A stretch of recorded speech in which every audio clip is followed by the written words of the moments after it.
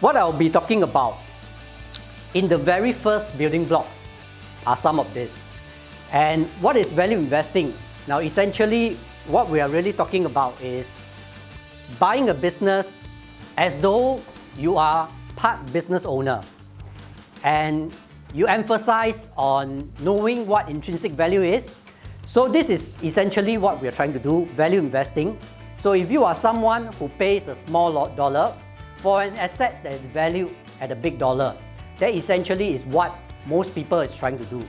Intrinsically, in fact, oftentimes when we come across a business or investment, it can be difficult to evaluate how valuable such valuation is. We build in what is called a margin of safety. If so happen that you are so unlucky, your trade will still turn out to be okay. Concepts is very simple, but it is not easy. Value investing is actually a contrarian strategy.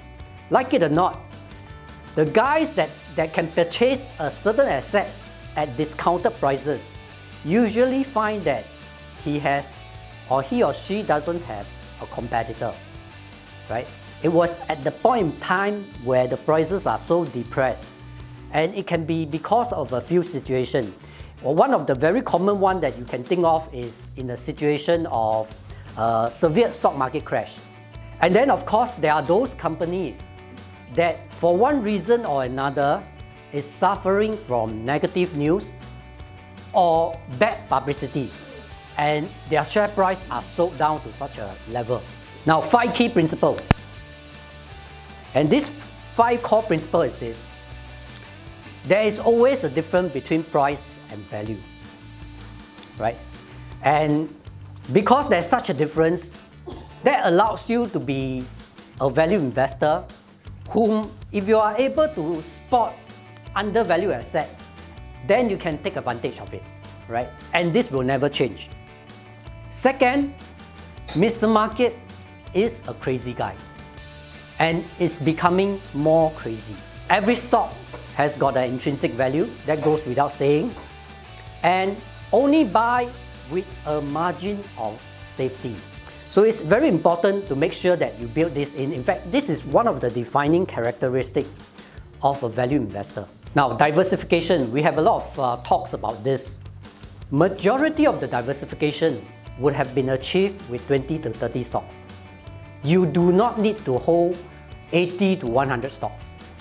Now, I want to introduce to you these 2 contrasting styles so that you have a clearer understanding of what value investing is. Now, on the one hand, we have what is termed as a deep value approach. And on the other, I call it a master class with Warren Buffett and Charlie Munger. There are these 2 contrasting styles. One is represented by a cigar butt. The other is represented by bagging the elephant. Now, bagging a fast-moving elephant is this. Elephant is big. Elephant has got thick skin, right? 2 characteristics of which you can spot from a mile away. So that kind of represents investment mode in the term that we use. Durable competitive advantage, right, to describe company of this nature. Rather than use generic terms like blue chip, banking, insurance, consumer, all very easy to understand businesses. What you can draw are this conclusion. They are profitable, safe and solid. They are easy to understand with simple business model. They produce plenty of cash flow to reinvest. And then they are unique businesses with strong market position and franchises. They have solid, trustworthy management.